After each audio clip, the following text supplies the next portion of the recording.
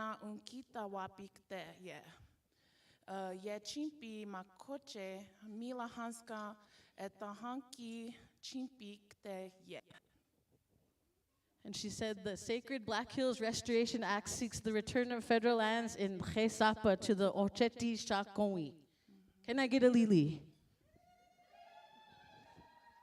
And we'll be making more of these flyers, and you can take pictures of these too. We want to share these openly so you can share with your communities and your families, and you can frame it and hang it up in your house and your living room.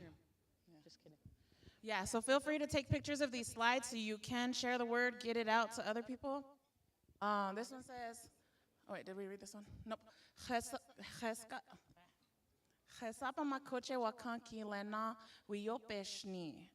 Chesapa makoche wakanki lena mazashka dakuni chimpi shni ye. Mazaska dakuni el etan chimshni 1980 he hantahan. Chesapa makoche ki la kol oyate ake cheska makoche wakan ake yuhapikte ye. Hena he chump se unkaya pi la ko oyate cheska makoche wakan tapiki ake la ko oyate nape el yuha unki jink. Yeah. She said, the Black Hills are not for sale. No money will be accepted for the Black Hills. This effort to return the Black Hills to indigenous hands is not about accepting the 1980 settlement money. It's solely about getting indigenous lands back into indigenous hands. Can I get a Keisha? And Lily, yes. Get fired up.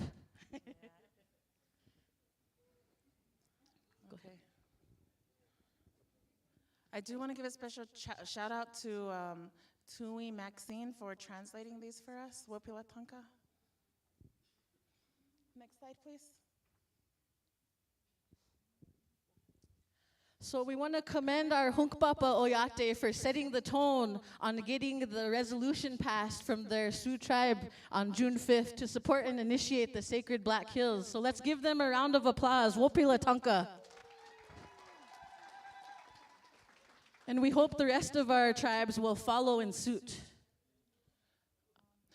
Yeah, thank you. I skipped a slide. Can you go back? Sorry. So this one says, Chesapa makoche bakan wakpia se eche karape oyate unia se waji unkichi unkichi chumpe yeah.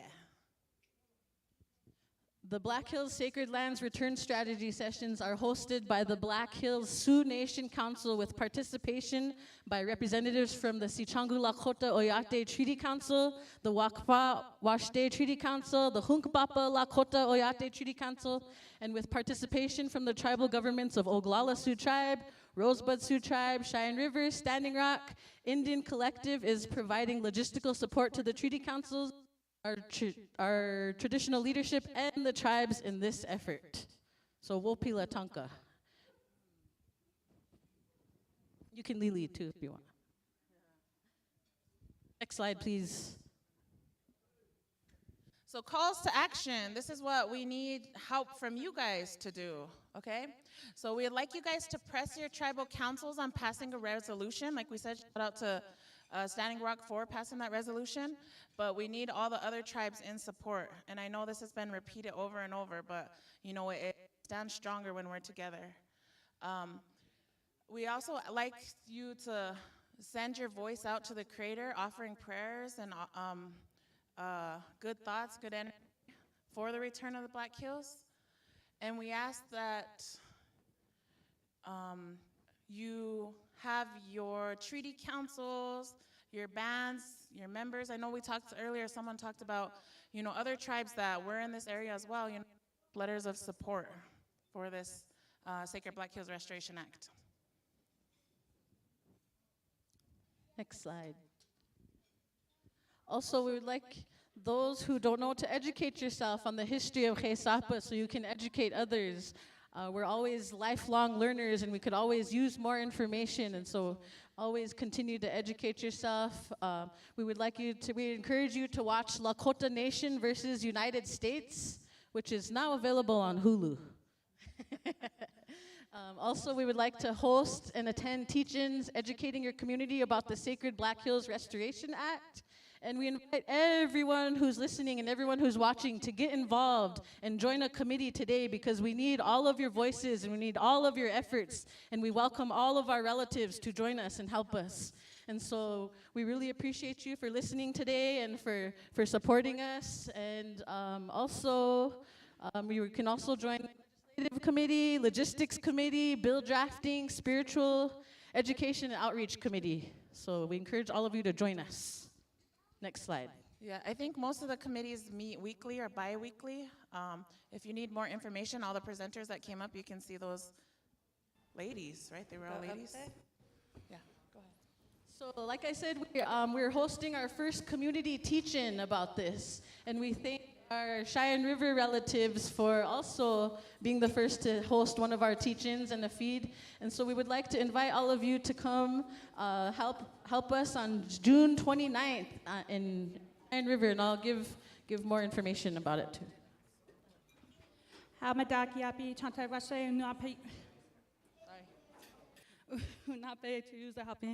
Tashina Sapawi, Amachiapi, Wakpawaste, Yanke Lamanta Exto, Zangala Luzaha Wati. Hello, my relatives. It's good to see you here today. My name is Tashina Smith. I am from the Cheyenne River Sioux Reservation, and I live in a little community called Swiftburg. So yeah, it was suggested that we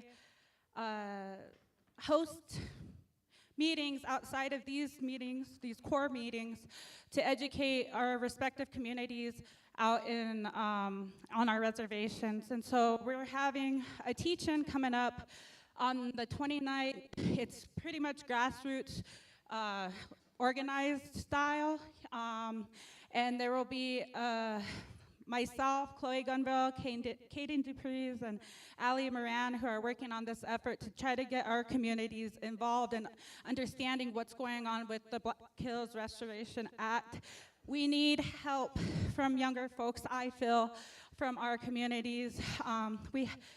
The younger generation, you know, when our elders pass, we're the ones who are going to take that torch, and we're the ones who are going to continue this fight for Hesapa.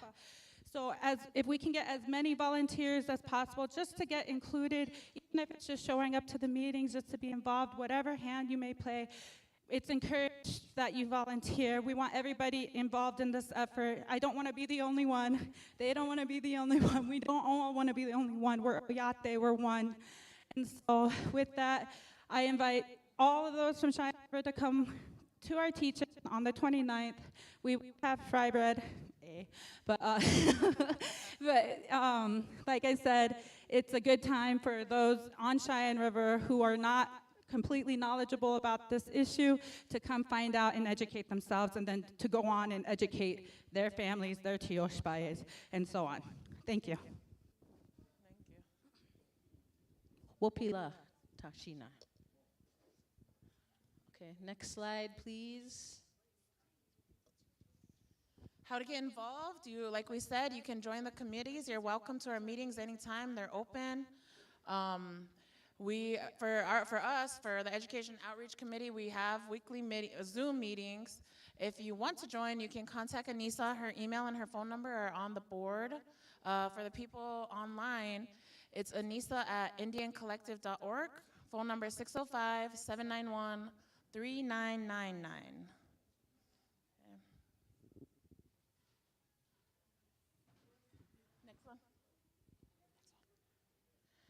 And then we just wanted to end with a little humor.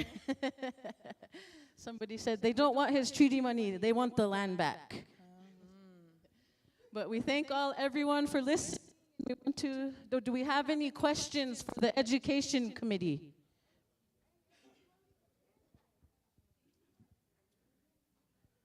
Yeah, go ahead, Claude. Lakshi.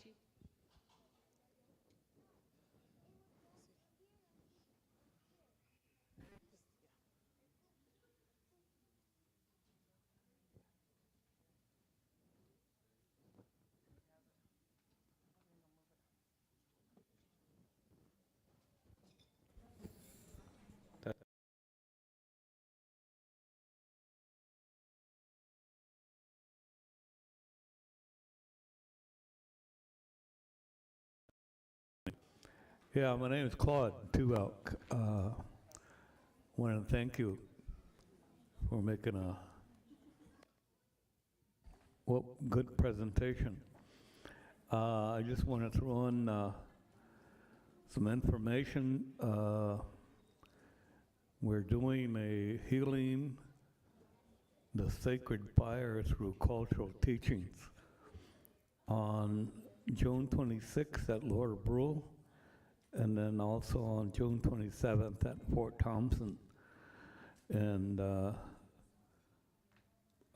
John B. Healer doing historical drama. We have Velma Killsback, Johanna William Wichocha. These are presenters. And also Dr. Vivian Delgado doing a women's presentation, and also Dr. Stephanie Little Hawk, Big Crow. And so we invite anyone who wants to come. Other than that, we're going to record it, and you're going to have to pay $29.99. No, I'm just kidding.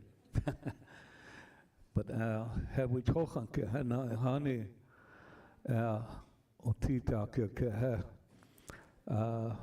ochati shakon tuk te ochati wanshi othoka ke othawachi othoka where we came from, the first fire, and explaining the sacred energy of the fire and why we're going through this process of healing our sacred fire. So those are protocols that we need to follow, and those all come from the stars, which Hachbioyate. So we invite everyone or anyone to come. And I'll be there to do a talk on life as a ceremony. Thank you.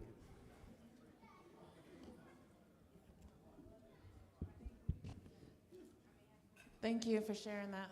Wopila Lekshi. Got another, go ahead Lekshi, Cedric.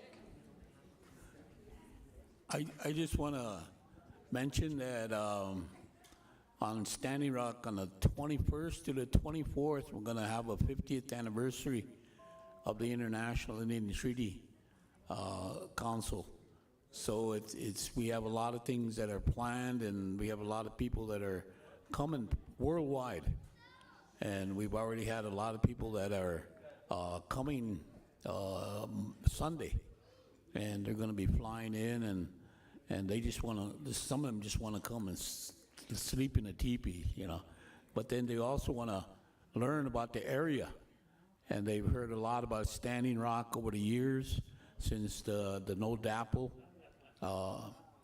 gathering and then other issues as well. So they'll be here, and the conference will start on the 21st to the 24th. The International Indian Treaty Council has a website up, and you could get more information from there. So with that, I just wanted to say a little word about that. Thank you. Thank you for sharing that. Wopila. Any more questions for the Education Committee? No? Does that mean we're doing a good job? We Thumbs must up? Must have had all the answers. Can Another I- question. Hi, good afternoon. My name's Uma. I just want to say, from my perspective, coming to the res about 24 years ago, I got a really good education from a lot of full-bloods and elders and treaty people. And as I live now on the reservation and with a lot of, real beautiful Lakota relatives, I think education to the outside world is really important because of the ignorance. And it's a deliberate ignorance, and it's, racism and all kind of oppression. Everything that we're living today, United States, and then the entity of the state that acts like they control the Black Hills and it's theirs. So all the white people or other people that come, They just assume that's theirs, they're controlling it. So your education is really important work, I know, also on the res, because a lot of relatives don't get out and about. And I just want to support your efforts. Maybe I can help in some way. I'd like to give a little bit of energy to that, but especially to the non-native world. One of the elders, well, CeeLo Blackcrow, who I used to be married to, but was with and was a helper and, you know, traveled with him to all these treaty meetings. They have a document. They went to Washington, D.C. in the 70s with Foolsgrove and Matthew King.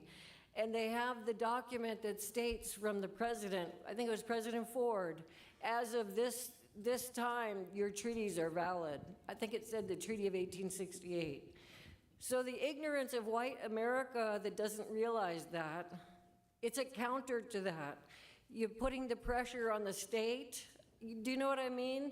Supporting, uplifting your treaty and your inherent rights to your Black Hills. It's really important. So I'm glad you're doing that work, and it's good to be here. Thank you. Thank you. Do we have any more questions for the Education Committee? Any suggestions? Is there We have something one we're over here. missing, or other ways we can reach out to the communities? Go ahead. Okay, hold on. We have one over here, and we'll come that way.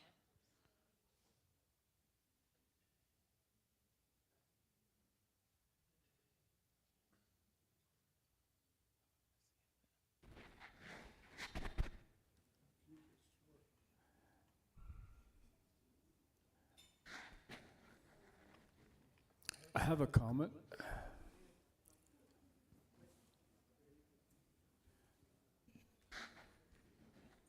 Is somebody going before me or? No, it's you. Okay. Khashina, let me alone. I'm not going to say my name because I might get in trouble. Or that, I'm not going to tell them where I'm from either. But anyway, you said that the meeting date is June 29th? Okay. Can you keep us informed what you need and help from the Treaty Council there? So that way we can, you know, keep it going with the school systems that need to be educated throughout the school year, because I think should be part of the curriculum of teaching our young generation about our treaties and history and culture, but the most important is the language. And I'd like to leave one more comment. I'm an educator for many, many years. I'm not a teacher. Teacher is the one that teaches you academics and have tests at the end of the year. And a trainer is a trainer who trains dogs and horses and cats. And an educator is a person who leads people out of ignorance. How it should do. Yep, thank you for that. Wade, over here. I lost my train of thought when he started talking. Let me think again. Oh, it's clicking. Okay, just a quick question. So what you're saying is that you're all ready to go out into the districts, into the communities to start doing educational meetings? Well, that will be with the schools also? I mean, with the elders first and then the schools, or combined all together? Yeah, that's a good question. I think it is important to go to the schools and into the schools. Somebody has brought it up every single meeting, and so we all agree that that is important. Although schools are out for the summer, we might have to have this conversation again in the fall. But we are, like we said, we're inviting you guys into our community or into our committee because we need help creating these, PowerPoints and these pamphlets and the resources that we are distributing out in the community, because we only have a handful of people who show up at every single meeting and that are doing like the heaviness of the load. And so it's hard for us because we have so many communities. Like in Pine Ridge, what do we have? Like how many districts? I can't remember. But like going into each of those districts, that's 13. Yeah, 13, thank you. That's a lot of work for, the same 5 people going into all the different. So we would love for everyone to join us and help us so we can reach out to more people. Awesome. All right, I'm going to volunteer Dwayne right off the back. Hey. We encourage those from your own communities to help us organize in your communities because you know your own people, and so we encourage you to come help us when we come to your community. I have an announcement to make. These radio stations that are here, maybe they could have a program so that you could educate the people. Announce it on over the radio system. Yeah, I think we did go, we were on, Cedric and Sissy did go into their community and they were on that radio station. We have plans to go into other radio stations. We just need people to help us, spread the word. Because we're spread really thin with the little bit of people that we have. I'm going to be like Harry. I'm not going to tell you who I am. Said his name. One more question over here, Lakshi. Okay. Le'ing woyu ge sutablaha. Okay. I'll say it in Lakota and then I'll try to transfer it in English. Le honey wakanki on kit copy. Mitakepi let's you say yuk champo. Lila ota we chokan ki le eknu japi. Now we choy ki le suta aikwake. Nah Leon petu akota han Richard taku iwogalaki. Chawichake chahesloa. Ash. Lila let you say yuk champo. Tua wahoni kiapi naha etaha ni Lakota won you ke he one chagana ni chupi ha eapo wak sape kilena ata tehi chehena atia ongluni pe chalena lena takto khonkile wo sutakilena e chaki hena takto khonkile washed. And what my little brother Wade said was pretty good. See, hena hechus e woyuk chankilena yape. Chayape hata takomene he ichachingte.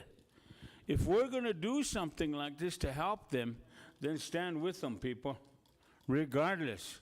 Because I'll take that challenge on. Hey, thanks for that question, Wade. I'll give it back to you guys. Thank you. Wopila Lakshi. Any more questions or comments? Well, Wopila Tonka. I One had more. a question over here. Oh, who's got a question? Bryce? Yeah, Bryce from Wakpawa still out there and Titron out there, my coach. Letukai Lakota Woglak up to Hecha. Na doe Yuska Kikile Otkuma here. Na doe Tuahe Yuha Yankap Kile Tokiski Le Wopke Kile Yuha Ichupte Hetches Slowache.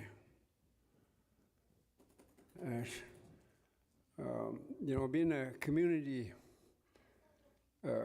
community person on council also and been involved in a treaty for many moons, it's really hard to get the information out to the people in the communities. And it's even harder if you don't have the administration and the backing of the council or the treaty council, that everybody sit down and get the information out to everybody. How is that going to happen? You're asking for people to come in, and the only means right now is administratively. They can get programs to departments to have personnel to hand out those documents like days before you meet in that community.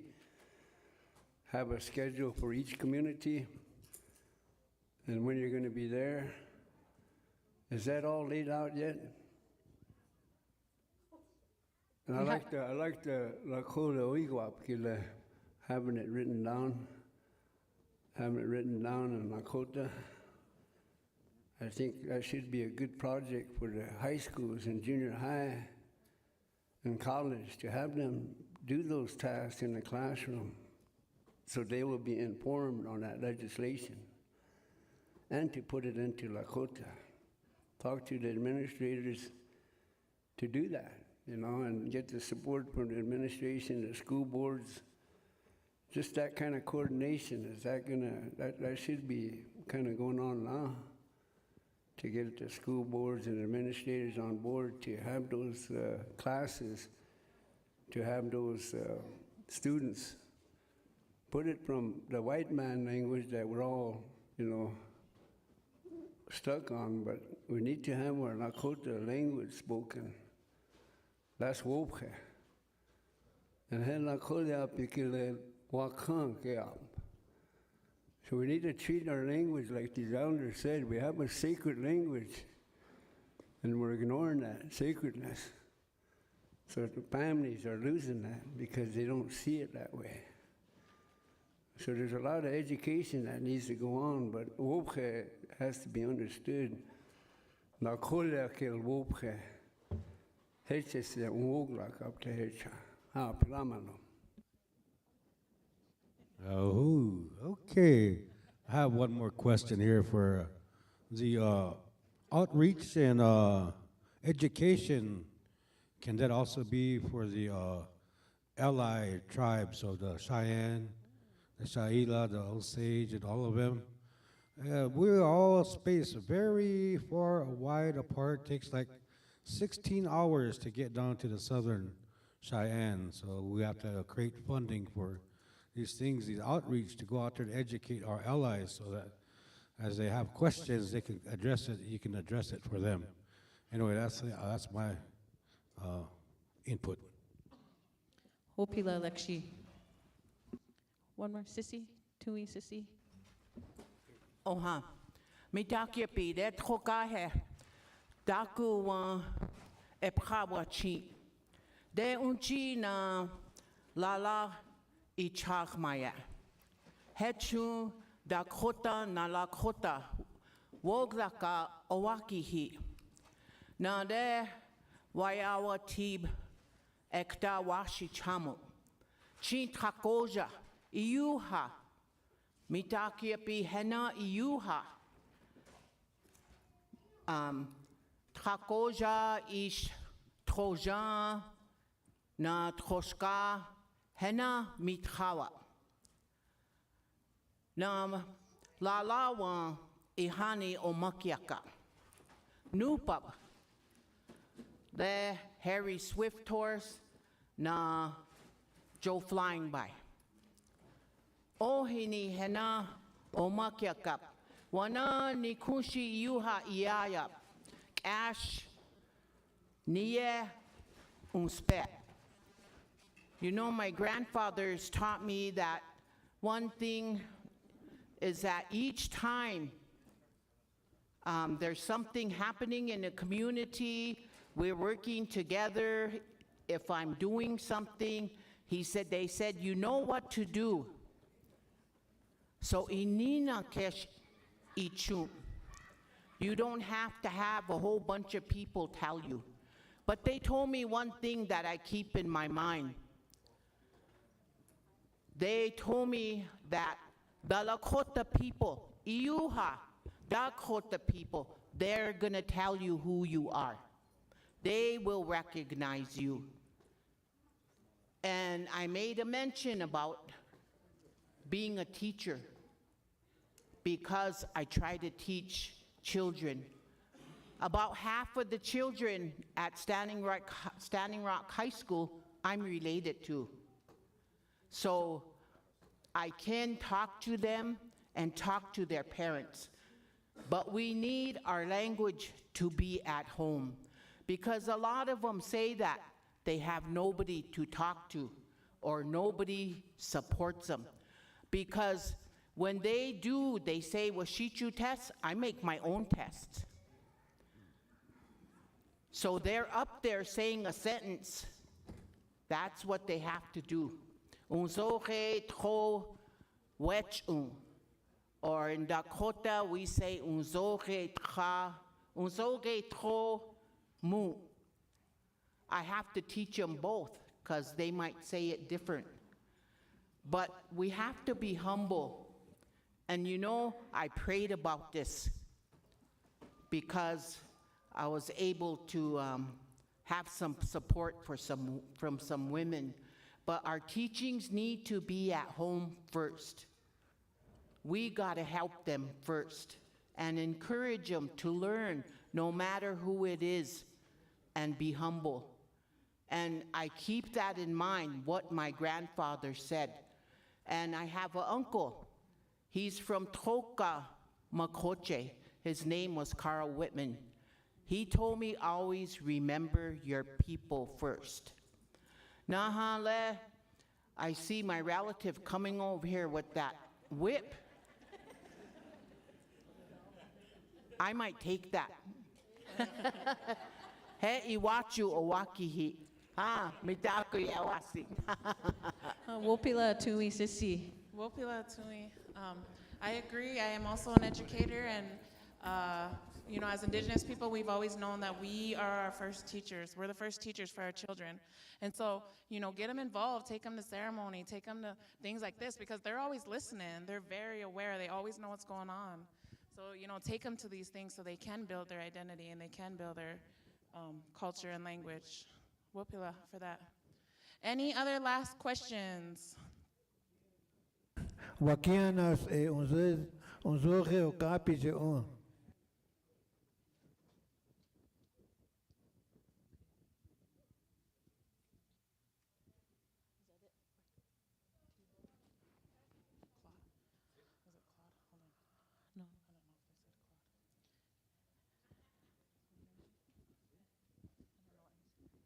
Oha, Wopila Tanka, Chichie, thank you for listening.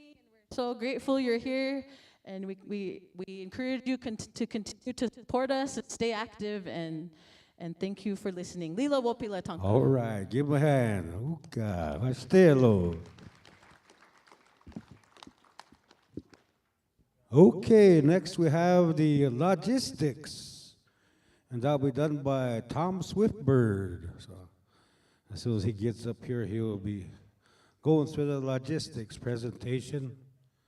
And again, thank you all for listening and paying your respect and, you know, and watching out for that whip man. Okay. Well, anyway, it's a good afternoon, and we're doing the best we can. We got like the spiritual coming up after this year. That'll be by Harold Condon, so you get ready, Harold, and then and Madonna. Okay.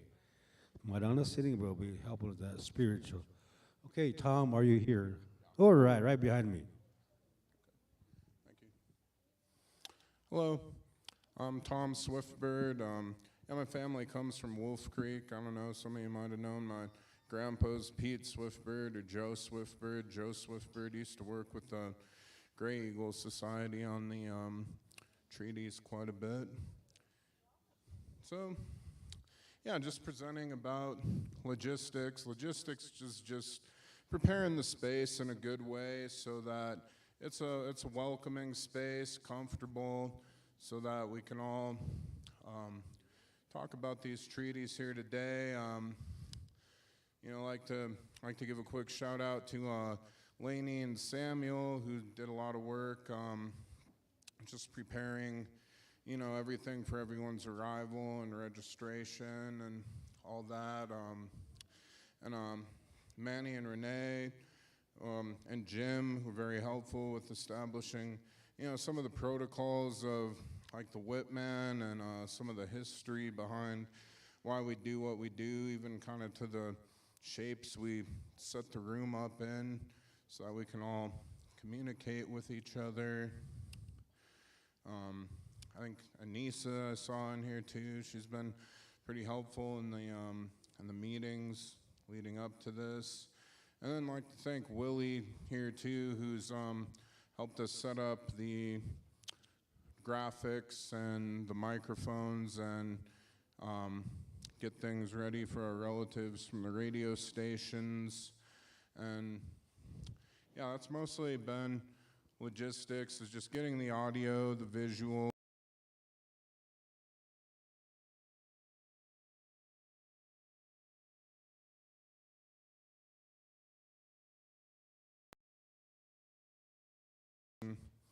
that's about all I have. I don't know if anyone else from the logistics committee feels like talking, but yeah, that's all I have. I don't know if there's any questions.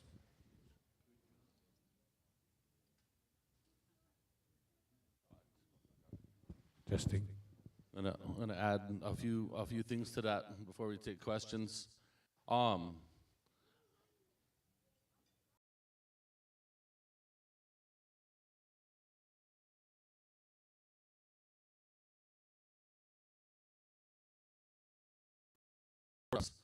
and I think that we're gonna be heading into a next phase where we're gonna need support from the different tribes to keep carrying this forward.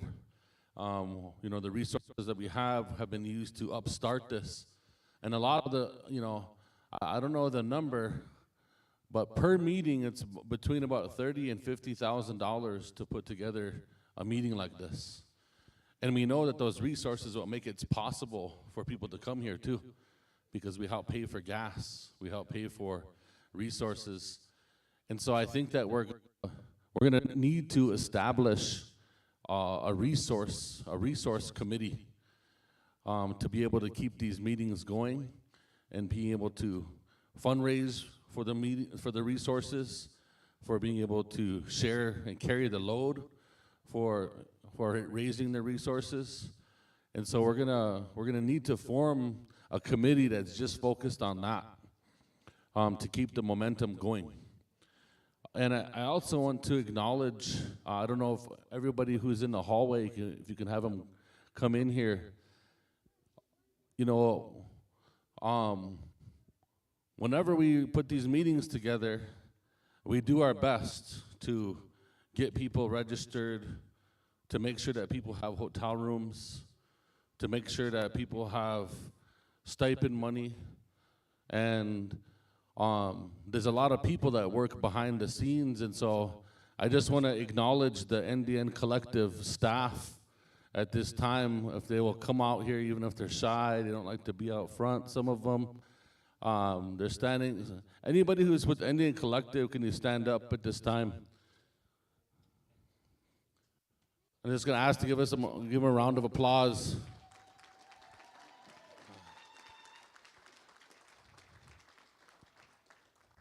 And sometimes the Oyate, sometimes aren't the most, sometimes difficult people sometimes, we are as a people. And so they're always trying to, make sure that they treat everybody with respect and make sure that everybody has what they need. But there's always mistakes that happen. Sometimes a form doesn't work sometimes you have the wrong phone number, the wrong email address. What I ask, in the future is just for everybody to continue to be good relatives to the people that are doing logistics, because that's selfless work, and they're doing it because they believe in what's going on here. And so on their behalf, I really wanted to make sure that I say that, because they deal with a lot of different challenges, because I know that different of our families have different challenges. We got gas money, but we don't have a ride. There's all the different things, And so I just wanted to acknowledge that something like this and these meetings that have been going on for as long as they have been going on isn't, it's not easy. And they carry the stress of that too, because they want people to be treated with dignity, and they want people to have food, they want people to have lodging, they want people to have the ability to show up in a good way and attend these meetings. And I know when people travel from a long way, it's even why we had 2 nights of hotel rooms here, is because we want people to show up rested to these meetings. We want people to be able to not, have to drive back in the dark if that's the case. So we've been trying to accommodate, and that's part of why it's been expensive to be able to do it, but it's also been why people have been able to show up and like they have been. So I just wanted to say that much, and I wanted to propose an idea that, and I don't know if this idea came from Standing Rock, but the idea of having having a different tribe host different meetings and take on some of the responsibilities of logistics moving forward on some of these meetings. And so I wanted to propose that as an idea and also bring up the creation of a logistics committee so that we are not a logistics committee, resource committee, so that we can pool our resources together. And Indian Collective will continue to help pooling resources too. But we want to make sure that we're sitting around a table where everyone being able to do that too. So I wanted to say. Okay, thank you, Nick. Next, any questions?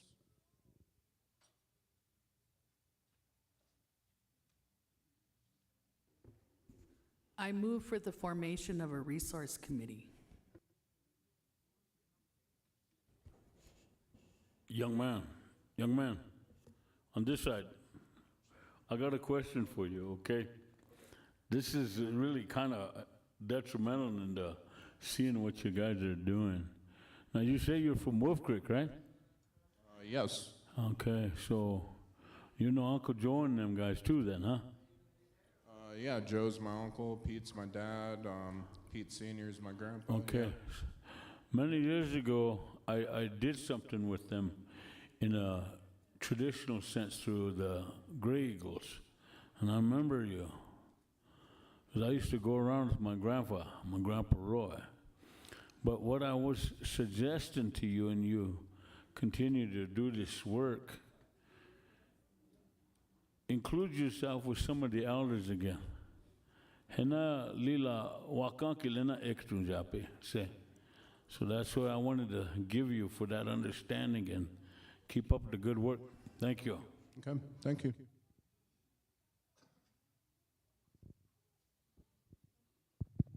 So since it sounds like we're going to create a resource committee, we wanted to see who would be willing to volunteer. Who will be willing to volunteer for the resource committee? I want to make sure that Shannon in the back gets your name and your phone number and your email and your social security and your U number. See, all of the numbers. So I'm going to go around starting here to see who would be willing to volunteer for a logistics or for a resource committee. Speak into the mic and say your name. Beth Lone Eagle. Your name. Who is the next volunteer? Kimberly Craven. All right, we got 2 so far. Speak into the mic your name so she can grab it for the notes.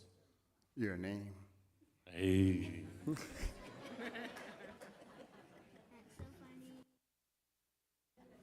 Oh, wait. Wade Broken Nose. I'll say it for him.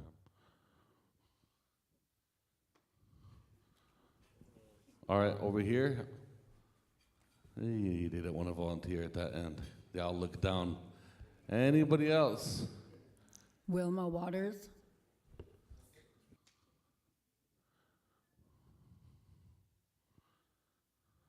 Oh, I think we might need a mic over there.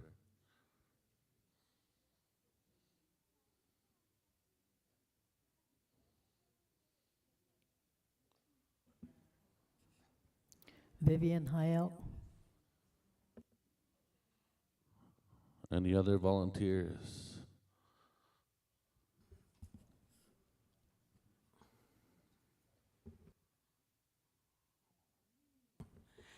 I will commit to take back to the Cheyenne River Sioux Tribe to make I'll make a budget request for the tribe to help sponsor through, a donation of, we'll go for 50 to 100,000. We can put that forward as we do our budget for the next fiscal year, right?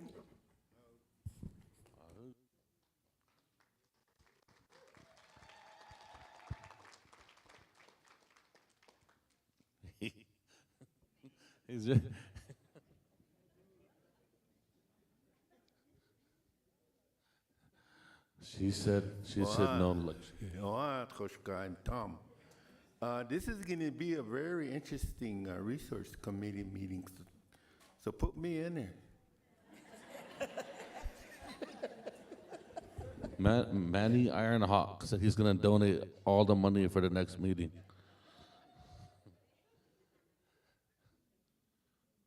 Are we good? All right, that's a good committee. We appreciate the volunteers for that committee. Oh wait, there was another one? No.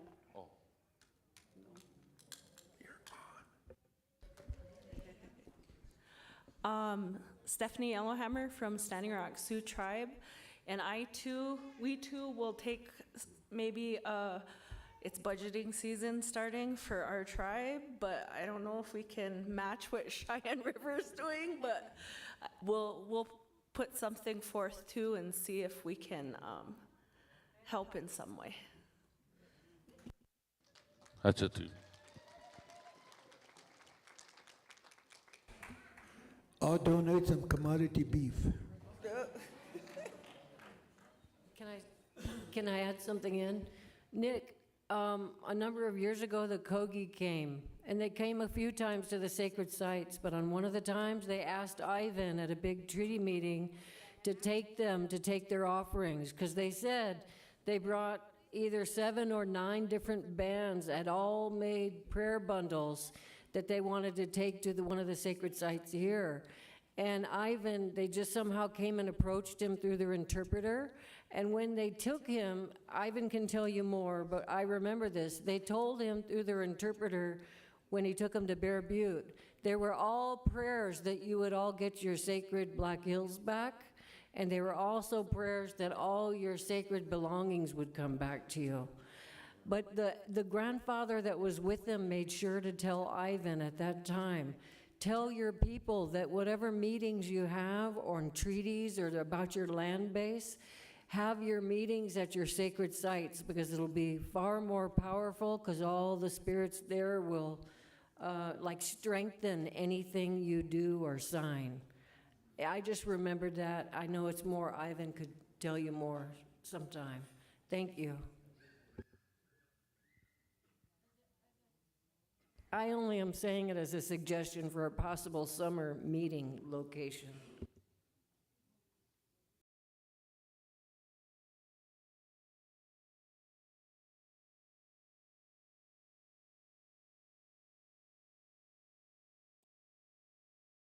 Logistics committee.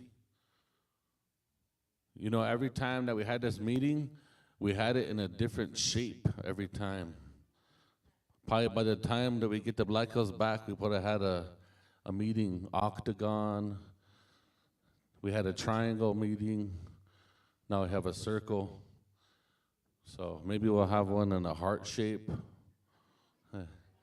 No, but I think every time that we had the meeting, you know, little things like that, like really put the energy into the space, and we take into heart. And every time there was a suggestion made, we tried to really implement it too. You know, given the restraints that we have of being inside of this building, but you know, we didn't choose other hotels because they wouldn't let us smudge. They wouldn't let us auxilia in some of the other ones. They let us do that here, so that was one of the reasons why we chose this over some of the other ones. So little things like that even, you know, matter and contributed to things too.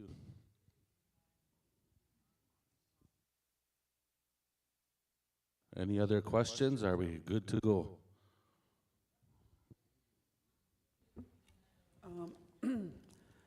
Renee Ironhawk, Imachiapi, Tokahehi Huniwi,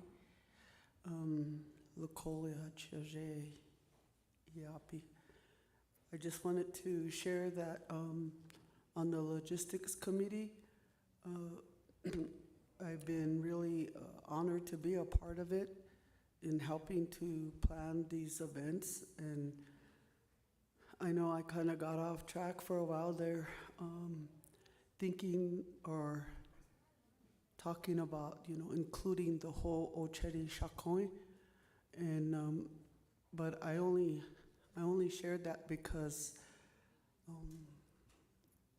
I know there's many of our relatives across these states, these 4 or 5 states, Minneapolis or Minnesota, North Dakota, Montana, South Dakota, Wyoming, and even into Canada.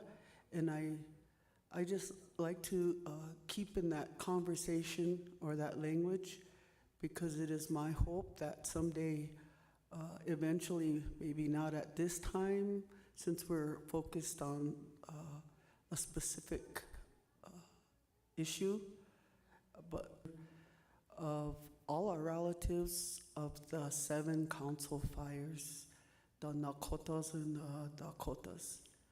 And I was really honored that my relative, Sissy Goodhouse, mentioned my dada, Harry.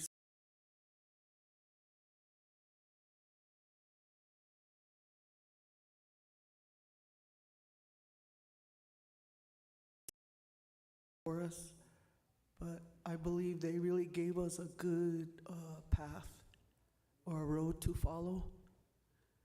And we are today giving our young people a good path to follow. And when I see young ladies like the ones on the Education and Outreach Committee sharing about their efforts, I feel really hopeful and inspired that our ways will continue.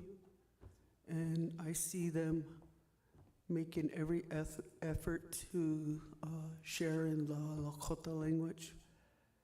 And that's what gives me most hope, because they're not afraid.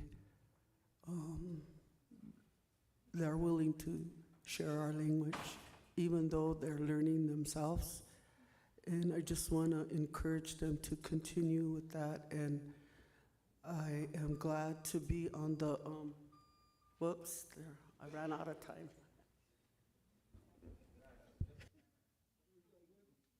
Thank you, Renee.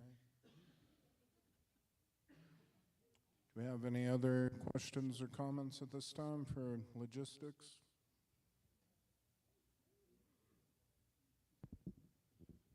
Okay, give Tom a hand here. All right, thank you, Tom, for this logistics. Okay, we have spiritual next on agenda.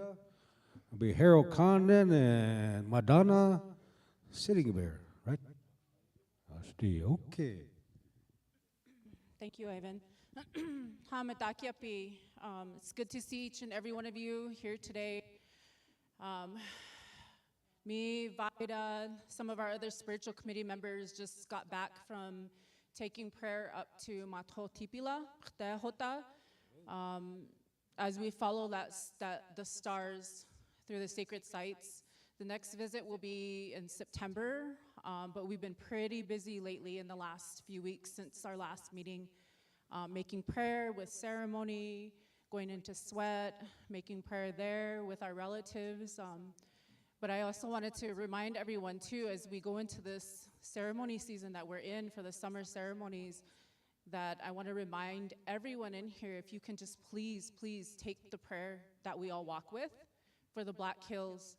And as you guys Sundance, as you sit there, as you support, as you go into Inipi with your relatives, I just encourage everyone in here, one heart, one mind, one prayer, and to make sure that you take that prayer back with your people and you always keep it there in order to help everything else that's going on, or in order to help this collective, in order to help this work that we're doing. So the next thing that we have coming up, and ours is pretty short because we've just been doing the Sacred Sites visit, but the next most important time for us will be the Wopula that we're gonna do in regards to the first ceremony that we went to Lekshi Rick and presented the pipe, and we prayed for guidance and just help with the work. And so next Friday, down at his place, as they prepare for their Wibangwachi, we will have Wopula. And so if anyone that here that is, able to attend, like, we would really love the support from our people that attend collectively. There's a few of us that are really active. Vida is one of them, Melvin Miner. I think he's on his way back now. But being able to be consistent and go and make prayers. So I wanted to invite people to that too, to be able to support in that manner, to give Wopula and to give thanks, because the message that we got in the first ceremony was a really, really good message coming from the Tunkashilas. And so then hopefully there we'll get our next, guidance. I'm hoping for the next guidance and how to go forward from that point. But as for me, that's all that I have, right, Vida? That's pretty much it. That's our update. Thank you. Wopula.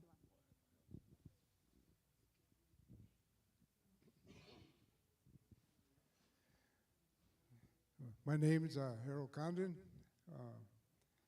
I'm retired from everything now, so just last Monday, I retired as a deacon in the Catholic Church. A deacon is a step away from priesthood. Since I'm married, I never can become a priest. But I retired from that after 40 years working there. And one of the committee members came up to me, asked me to mention or talk about spirituality. And when you approach like that, you're kind of totally unprepared. But what I know through the years about my own spirituality is that my relationship with Turn God. your mic on so we could hear you. Okay, could you hear me now? Okay, so one of the committee members came up to me and asked me to mention a little bit about spirituality. I've been a deacon in the Catholic Church for 40 years and just retired here last Monday from it. And so she probably thought I knew a lot about spirituality, but the only thing I could share is my own spirituality and my relationship with God. And what I like to say about spirituality is that how you live it and how you approach it in your own life. My relationship with God has been good through all the years I've been a deacon. And I spoke a lot of places. I even went to Rome to speak in front of the Pope about our way of life and our ceremonies. And he embraced it and told me to keep practicing your way and the way you pray and those type of things. Spirituality, to me, is a way of life for me. And as I retired, seemed like I got more invitation to speak here and there because it relieved me some of the strict things I have to live by in that manner. But what I would how to fulfill the request from one of the committee members is that you are approaching this in a spiritual manner through prayers, and also the meetings that you have always involves prayer. And then from there, you are derive at some kind of understanding for the land back type of thing, because we are part of the earth. This land back meeting was going for many, many years, but by a different title. And now we have this on the Black Hills and discussing it. I know there's 2 attempts in Congress to give our land back, and we rejected both times. And then so some people, they want this to die, and so we're having these meetings. I know as a young boy growing up in our community, they had these meetings and worked closely with tribal council. And a lot of things said here were said then. And so there's a lot of repeat of, and there's these discussions happening.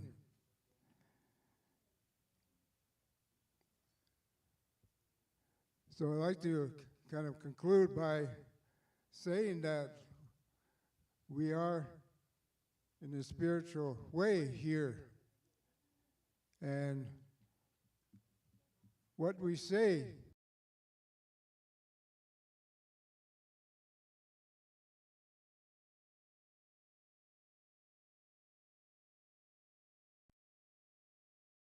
buyback, we always contend that these Black Hills are ours, and that's true. And the treaty negotiations even mention those things, but of course Congress, the way they are, extends it and kind of puts claims on anything important like the Black Hills. But the thing I remember most about the hills is the spiritual aspects. It's like Bear Butte, place we come to fast, to have a vision quest. And I know myself, come back there every year to pray. A lot of my prayers is for my future and how I am going to serve God in my life. Some of the things that are said kind of were impressive as far as the Black Hills. And the spiritual aspect will never die.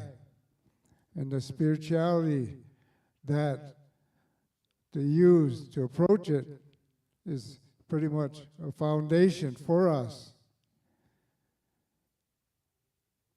And I'd like to thank all of you for participating, coming back to these meetings until finally we get those hills back in our possession.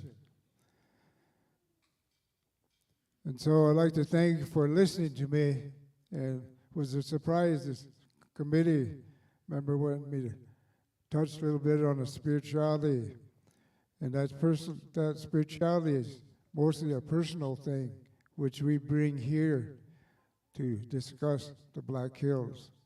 Mitake ase.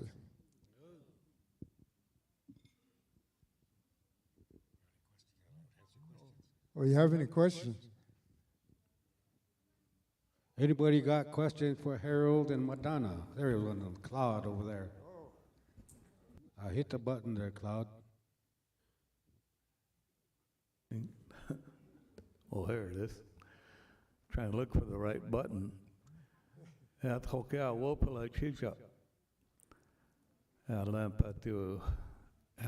lutawa. Leche ohipi. Taku ku. Muchokan kilana umoglaka. Chi makoche ukizhal kilana hani wawa kanke he quack. Tuk tak to komane kahana ochati shakomik tokea tonkashila wakantanka tokea.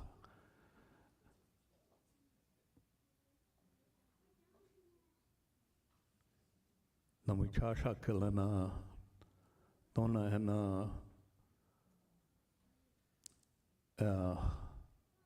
energy na shanku washte akamane na hena tokala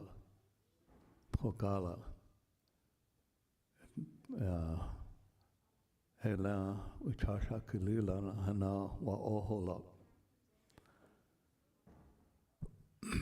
I'm sitting back here raising my hand. I hope the whip man don't come, but it's really hard to say these things in very short words.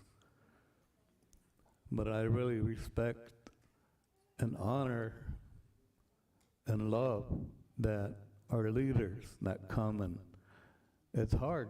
It's hard to share the love today. There's so many critics. There's so many critics around. There's so much jealousy. It's really hard to share the love of the Chanupa. It's really hard to share the love of the path that we chose to walk on.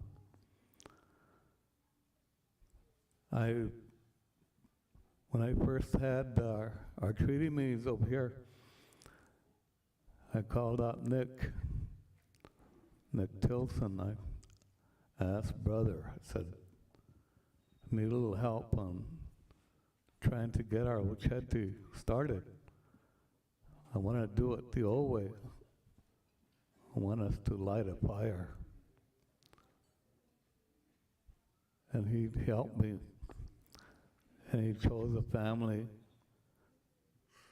for that treaty meeting we had during LNI. It was cold. And this family stepped forward, and I came in and I helped them. I had a relative come out and light that fire without a match. And where are those teachings? Who knows how to light a fire without a match? That fire is a symbology of the sun. The sun comes from creation stories. The sun is a symbology of love for Mother Earth. And that Ocheti is a symbology of who we are. And it's hard. So I know the whipman's coming, so I just want to tell everyone we need to honor Nick. As we sit here as family, we need to honor him for what he's done to help us. Yeah, we'll pull that chief up. Thank you.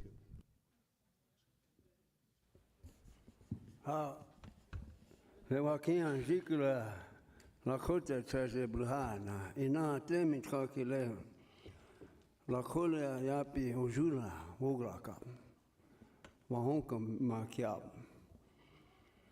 na yani ichacha wakan wichacha hab he khatra sapa he wanji wana baden kene kia huapi ki wanji ukachni kapte Pope Francis wakan wichacha na wia hab na ina te he World War II generation hechap wana yuha wana makawi choni ayushta wana ki atap che hechise tiwai na tiushpa uyate on tropiki wana ki chanku hecha umonimte ki grapte Asle maka unti ina maka kan kile tiwai untra yuha ektisem sleche nunise uskam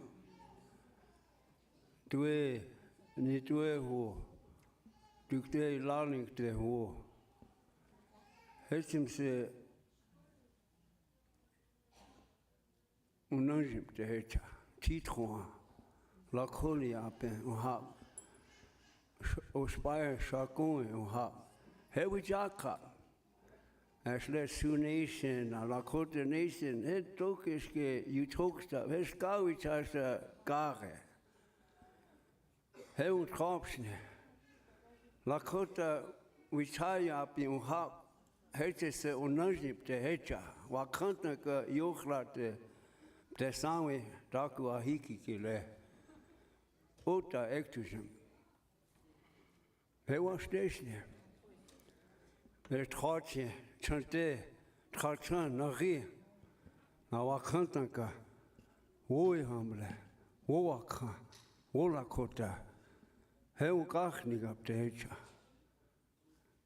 Nalen Petiki, Takua Hikte ki le, Ihani, ja. Le Untcheche ki le, La Kola ki Yudagni Pleshne, Wichakam. Untcheniki le, Hey Chela, Uyatiki Yuastepte, Hekia, Nakun. Le Watun Nupa, One Torchin, Wastation, we are Plesanwia, Lila, a one washte.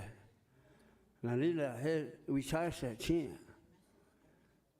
Ash Watun, a mohe, head Okiski, Lewinki, a he, Rewakan, Sledge, Lou. He walked all you, Kola. Now we are here. Taku ahiki kile. He wogla kap te hecha, wana, leon petiki. Wakanka ki hecha se yuga. Na hecha se ichump te hecha. Na ni tuehu tikte lanik te hu. Hecha se wogla kap te hecha. Le spirituality ki le ichela. No dueni wichasha okifne. Wichasha. Okay. Okay, you can't be doing that. So. Wichasha okifne. All right, protocol. You're gonna have to follow that protocol. Anyway. Okay, well, we're at the spiritual part, and we'd like to give Harold and Madonna sitting here a hand of doing their spirituality. Aho, wopila lo, one of the matho tipala and doing the prayers today. Okay, I think there's well. I just have a let's quick have some more question. questions, I guess, but. Sorry, I just have a quick question. I'm hard of hearing. I need hearing aids. I know I'm young, but thanks to Frontlines, I'm hard of hearing. But when did you say your Wopula is, and where at? I'll come over and chat with you, but it's next Friday down in Porcupine area, so I can help you with the logistics on that. And if anyone else has any questions, please reach out to me directly, either here during the meeting, or I'm on the email thread, msittingbear@gmail.com. So if anyone has any questions, reach out to me. And I just want to say one more thing of, like, you know, regardless if you support or don't support this effort, and this is me too talking to the people who are listening, how important this prayer is that we make together. Because regardless, this is going to overall help our children, our youth, you know, the future of our people. And so again, I just ask for that prayer, that continued prayer. Again, if you're for it or not for it, like, please put the prayer in on our side, because it's very, very helpful, and we feel it, and we see it, and we hear it when we do go into ceremony. So thank you. Thank you, Madonna. When you ask for something in ceremony, there's always a wopila that happens with it. I'm glad they're doing that. So again, spirituality is when you take, you gotta give, and and you always gotta think of that changleshka, the sacred hoop alive, and everything that is involved in there. So, okay, now we're going on to the next thing on the agenda. It says moving forward and next steps. Action items from this meeting, and Nick is gonna do that one here, so pay attention, here he is. Could I have one member of each committee come up to the front, please? One member of each committee come up to the front. We're gonna talk about next steps, action items moving forward. The first thing was all the committees have been meeting on a weekly basis, and I think those committee meetings will keep moving forward. We established on action items, we established a resource committee. We had volunteers join that resource committee. Our job is not to pay for everything out of our pocket. Our job is to come together and figure out how we're going to resource future meetings. At the last meeting, we decided that we weren't going to have meetings throughout the summer. So we weren't going to have another meeting in June, July, August, out of respect that all of the different Wiwangwachis are going on. And so I think that we, for next steps, we're going to also have to set when our next meeting is. And for the committees that didn't hear, I'm asking one member of each committee to come up front at this time. So, Outreach Committee, Logistic Committee, Bill Drafting Committee, Advocacy Committee, one member from each committee up here at this time. Because this effort has been organized by everybody in this room in different forms. So next steps, we have the Wopula that needs to be done. That's on the 21st, next Friday. And of course, as we know in our Lakota way, whenever you do the Wopula, you're also given guidance at that time. Also at that time, commitments are made at that time to give back for the guidance that was given too. So I don't want to underscore the importance of our Lakota protocol. They're not just going to go do a Wopula, they're going to go, and some people are going to have to make some commitments to give back too. So those are parts of the next steps. And then I think the other big next step is going to be setting our next meeting. And this is where I wanted to bring up something that was brought up before, that if one of the tribes or one of the bands wanted to be the host of the next meeting. Because if that's the case, that was something that was brought to us. And so we want to make sure that we open the space up to see if there is one of the tribes or bands that wanted to host the next meeting. And I don't know if I'm wrong, but my understanding was that was going to be, I don't know if that came from Standing Rock or that was a rumor. So maybe we could speak to it.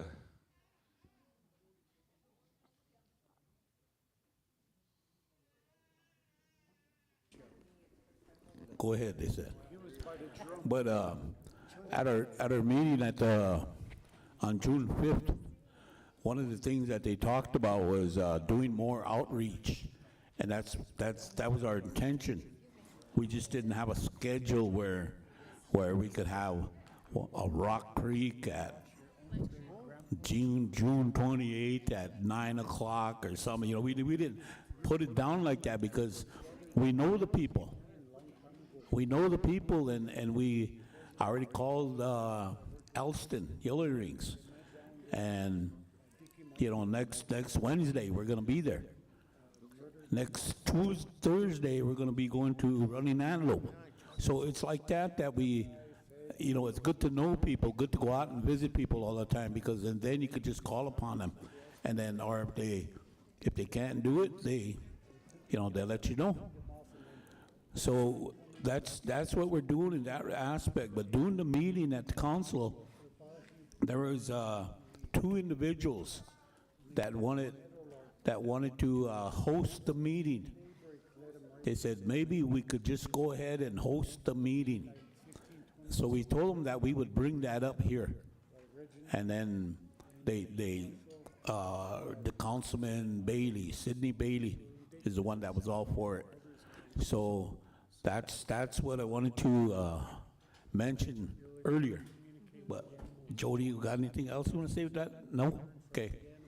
That's what we talked about. So we wanted to maybe talk to Anissa later on and get an idea of who can come or who will come to Standing Rock, because it's in the past we've had meetings up there, and about a fourth the people sitting in this room showed up, and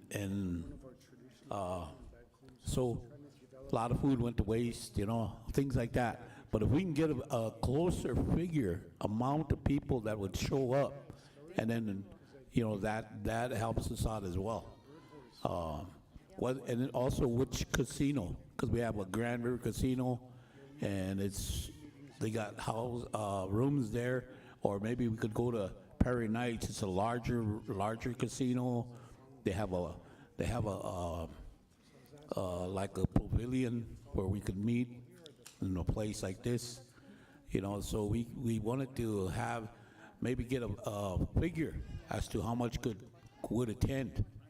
So that was one of the things that we start thinking about, start working towards. So we can present that back to Councilman Bailey and the other council as well, so they can, get an idea of what the type of expenses they're looking at. And just to clarify, that meeting is more of an outreach meeting for Standing Rock? No. For education, or to host this meeting? To host this meeting. Oh, okay. Yeah, this is what they want to know more about. But we have 2 here, and we have 17 on council. So there's council people, and there's community people that also would like to attend. So granted, it might be community ed for reservation folks, or it could be, and they could understand as people go through their reports and go through what they need, what they're doing, and how they can advance that. Because it's interesting that, we have the legislative lady over here. That's really interesting, because they're not aware of those steps that need to be taken. So they can in turn make motions in our communities as to how we should start to proceed, or what we need to do next at home. So I think that really helps out. And when we got the resolution passed, we were just thinking Standing Rock is doing this. We have education people in other reservations. We thought they would be doing something as well, and I think that, however we move, as long as we keep moving towards that goal, whatever goal we set out for ourselves, we need to move towards those. And that was the goal we set out for, is to community ed, tribal government ed, and to see how much backing, support we could get from our government. So I think the proposal is that the next meeting that we have be hosted by the Hunkpapa and in Standing Rock. Are we still thinking of the same timeline, like that September, like the next big meeting that we have, September? Okay. So at this meeting, just to be clear for those who are listening, we're not going to decide what the date of that meeting is going to be right now, like we did in last meetings, because we have to coordinate with the Hunkpapa when it works for them. But it will be sometime, hopefully towards the beginning of September, but we'll work on the exact dates of when that would be, and then we'll send it out to the listserv that we have. So we'll coordinate with them. So that's one good thing. We know it's going to be the first part of September. It's going to be hosted by the Hunkpapa in Standing Rock. And then I think the other action items and next steps is every time that this has been taken, like to committees and to different meetings, they want to say, the people say, we need to take this back out to the people. Well, now we have 3 months to take this back out to the people. And we have all the different ways to do that. On some communities, they have community meetings. They have district meetings. Some people will put together meetings just for this. So to be clear, next steps is that the different people who are representative of the different bands and the different tribes are doing that work in the month of June, July, August, so that when we come back together in September, a lot of outreach and community meetings would have happened. And so that's the expectation of individuals, and I know some of these meetings have already been set up. There's one up in Standing Rock, there's one in Cheyenne River. I know that Justin Puyer is working on one for Pine Ridge, and some of the treaty council members. And I know it's election year, so that some people don't want to make a position, but the Black Hills needs you, whether you're running for tribal council or not. So throughout the summer, we're going to keep having those outreach meetings. Those are going to be led by the people from those communities and from those tribes. If your tribal council has had a resolution go to your committees, and they said we want it to go back out to the districts, the expectation is the people from there help take it back out to the districts, because we do want to respect that process. If that is the process of your tribe or your community, then it's the responsibility of you, from there to follow through on that. We can help provide the materials. We can help provide draft resolutions like we have. I don't know if you want to touch on that too, Tracy.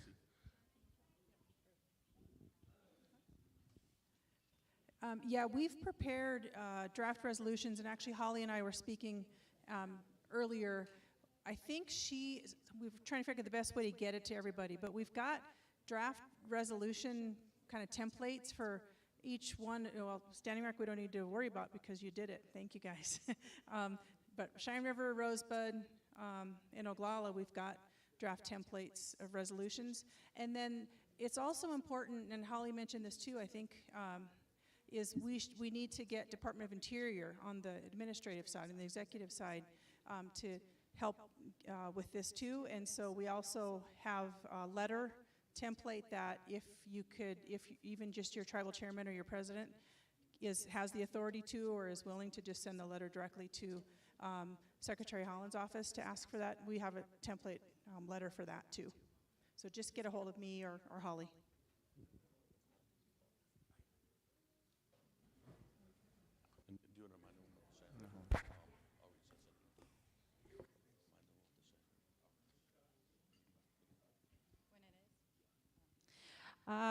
I'll just remind everybody in here who did not hear earlier about the teach-in that we'll be having at the end of the month on June 29th at the CRST Bingo Hall. That will be a great time for members of Cheyenne River to get involved and get knowledgeable, educated on this issue, and that way they can take it back to their families and their tioshpais so we can start educating our whole Oyate, and we all come together. But that teach-in, again, a reminder, there's the flyer. We'll put out more flyers too. There's, should I talk about the Facebook page? Yeah. Okay. We do have a Facebook page. It hasn't exactly gone live yet, but it will soon. And that will be called the Education and Outreach Committee for the Sacred Black Hills Restoration Act. I know that's a mouthful, but it has been developed. It just needs to go live. And then that's where we can all find out more information online about the various updates that come up with the act, and then current events or whatever it is that pertains to the act. It can be found on that page. But just a reminder, there's a flyer, and if anybody wants to come help, or even folks from other committees, even from Legislative Committee, Bill Drafting Committee, Spiritual Committee, Logistics Committee, if anybody wants to come down for this event, I encourage you to do so in case you want to answer any questions that I may not be able to, or folks from the Education and Outreach Committee might not be able to. It's encouraged for folks from those committees to help step in and come be part of this event. Thank you. And then also look forward, we're going to be creating a toolkit like we mentioned earlier in the Education Committee.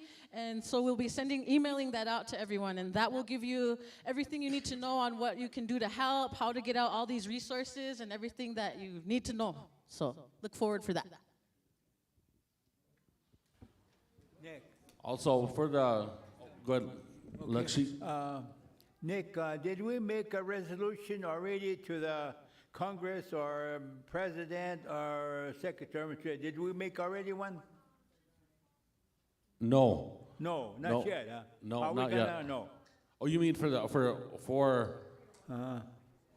Yeah. do you mean So to the Oglala Sioux tribe, or which Yeah. one do you mean? That was the main, we have to do it. We have to push it. We have to push it. Because I know if we take our treaties to United States, they're going to deny us. What are we going to do if they denied us? We need to go World Court. Ramkota versus United States to the World Court. We need some international attorneys. We need an international attorney to protect us in the World Court. Because I know they're not going to do it. The United States is not going to do it. So we need to get action, move. Uh-huh.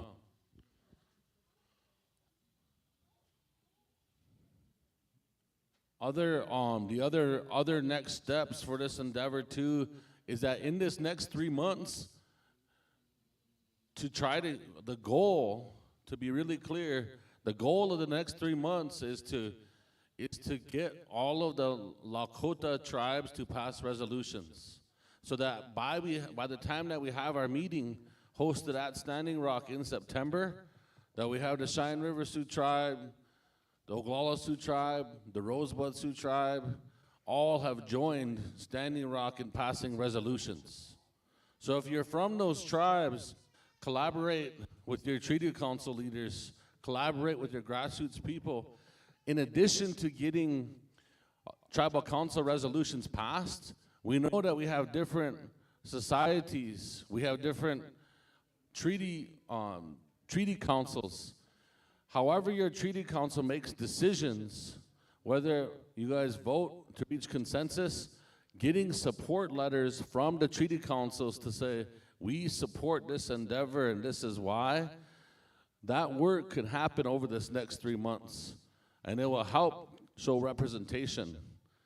The other thing that really needs to happen in this period of time, and maybe this comes out of the legislative committee, is that we have to put a negotiating team together that's representative of treaty council people and it's representative of tribal government. The reason for that negotiating team is that whenever we introduce this resolution or we introduce the act, there's going to be back and forth. And so the different treaty councils, to have some of your representatives be willing to participate. Harry was talking about this earlier. Actually, Harry Little Thunder was talking about this earlier, to make sure that our goal is that the elected officials hear from our treaty council members, from our tribal leaders. And so we need people to be able to volunteer to agree to be on a negotiating team. Because when we go in the fall, we're going to have that team assembled. And that will be one of the things, the goals over the next 3 months is to put the negotiating team together and then present that negotiating team before the Oyate at September meeting. So that's next steps.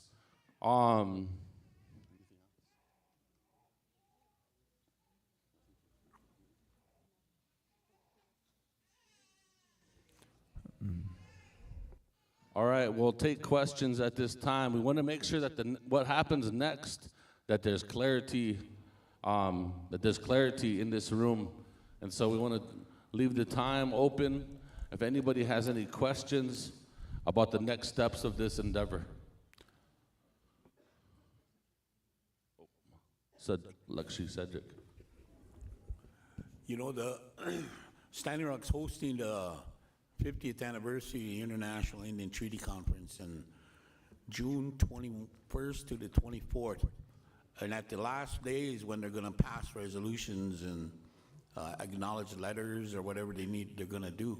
And I think it'd be good if Indian Collective or the outreach committee or something put a resolution together so that we could hear, we should pass it so that we could take that, or we could take the resolution without it being passed here. We could take it to the International Indian Treaty Council and then get that passed, because they have representatives that are global now. So, you know, I think that'll be another good step to take, you know, to be recognized and to be supported globally. So. And when was the dates for that again? 21st to the 24th, and then to get that resolution passed on the last day. Oh, huh. That sounds like a good. Nick, over here, on this side behind you. Your next steps with this, I'm going to Ethity for their Sundance. So if one of you guys,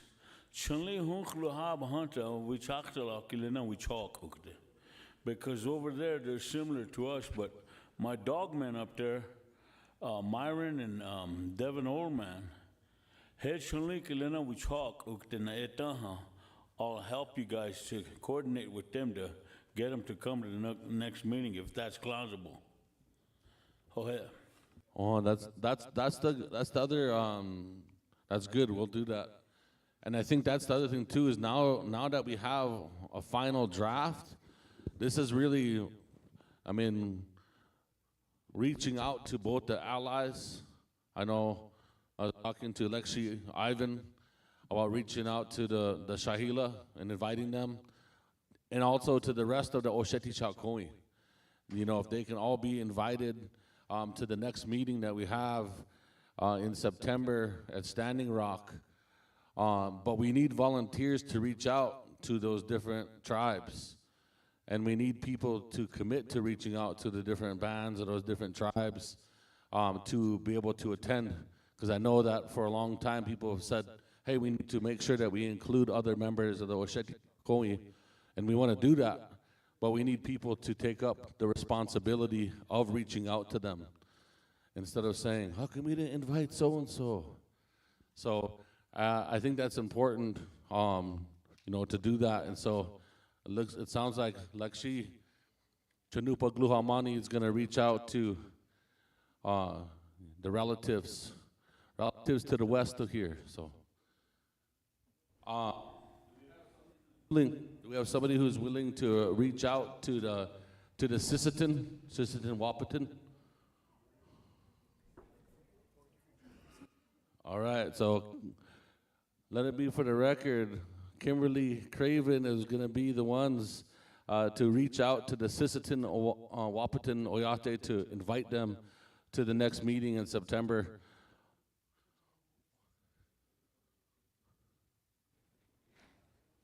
So you're going to reach it. Nick, Toshka. I have a comment. This is Harry, Little Thunder, Cheyenne River. In addition to what you mentioned earlier about treaty councils, that's good that we need to work with the leadership of tribal leadership with the tribal council and treaty councils. And we've been working on this for 2 years, trying to get a treaty office, and we have resolutions that we pertain to a treaty office, a budget, and a Teoshpai recognition. And so far, it's been 2 years, and we need, some of the tribal council members are here, and I think they understand what we all talk about, that we need to work together. And just recently, a couple of months ago, I took those resolutions to the AG, and I believe she's sitting here in the room, and we haven't heard from her. So we like to make it that we need to move forward with this to get a treaty office. And it's been 2 years. And these are the things that we need to work on, is to communicate with other treaty offices in Rosebud and Oglala and Standing Rock, and to coordinate all these plans about how to land back the Black Hills and so on. So we have the resolutions. I believe Manny has the copy, and perhaps we can ask Tracy can look at it and do a legal review and get some answers. And we need to move forward on this. So I guess the clock is running. So with that, I just want to put that out there. How? Oh, imagine too. Actually, Mandy, back right. That's what I wanted to say too, Harry, for what Harry just said. All these reservations, the tribal councils need to work with all the treaty councils so that we can move forward. Because majority of us are treaty tribes that we have a treaty with the United States government. And all these years, a lot of our elders have left us that are on treaty councils. So we're the next generation that is coming up. I'm just just turned an elder. That I'm on the treaty council, but you know we have to work with these tribal councils so that we can move forward. And nothing against Indian Collective, but I seen their budget last meeting, and when they say resources, are you asking for like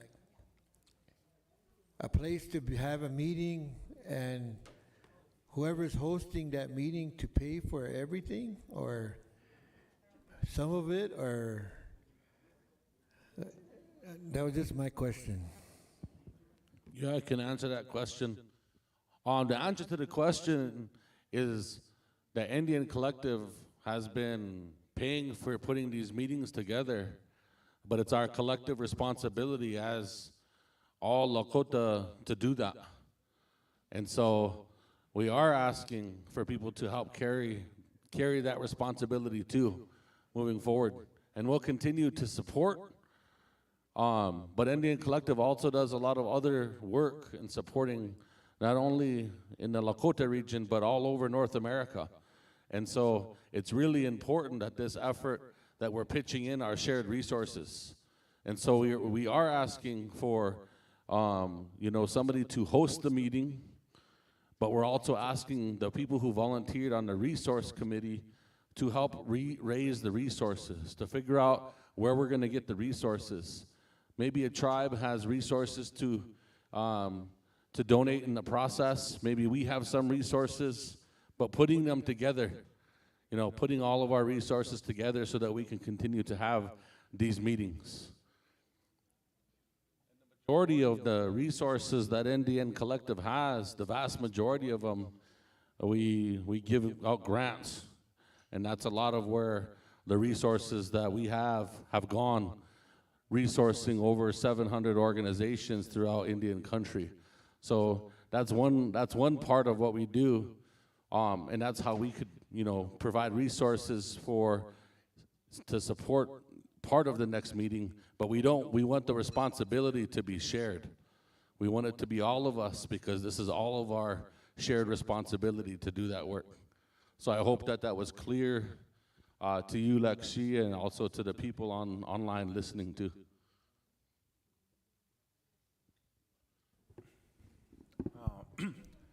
My name is Christopher Eaglebear. I'm a representative of the Rosebud Sioux Tribe. And anyways, like Nick here was talking about sharing resources, and to all my fellow council reps across Indian country from other tribes, Standing Rock is a good resource when it comes to these resolutions that they pass, because they have a blueprint on how to do it. And that's one thing that we really need to unify in and supporting of this, because the Black Hills came up when our grandparents were alive. Now they're no longer here. And now you're the grandparents. Someday I'll be the grandparent trying to, hopefully living in the Black Hills with what we do today. But I know that as a collective effort, I'm really grateful for you guys for hosting these events for us so that we can be here, because I've learned so much in the last 4 months. Going forward, though, I know that we don't meet until September, which is good, too, because I know how this is going to go for my tribe, how we do it. It's going to make us push it back to the committees first, then come to the council. But what I mean by the resources, I know that Standing Rock already did this already, so they have it in their blueprints. So if you guys need help, they're a really key group to get in contact with to try to move this forward. And so thank you, Standing Rock, for having this blueprint for us, and thank you, Nick, for having this place for us to come together and share our ideas in a good way. Oh. Nick. So just to be clear, though, I want to make sure are you making a commitment to take a resolution to the Rosebud Sioux Tribe? Yeah, as a Rosebud council rep, I plan to bring this up on Tuesday. So. Oh, that's your tool.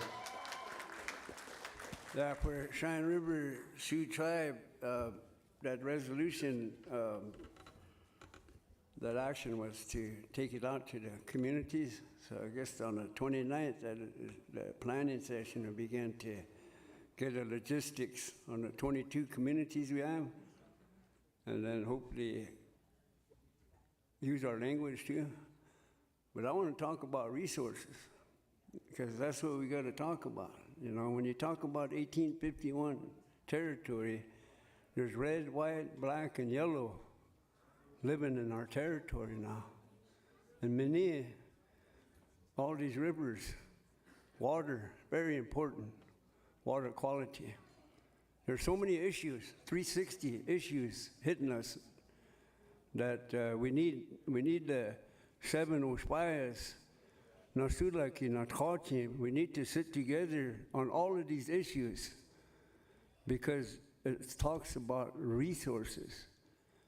These elders that we had when they were forcing this Indian Reorganization Act on our people, and they were forcing it on our people, persecuting our people, putting them in jail, and even hanging some.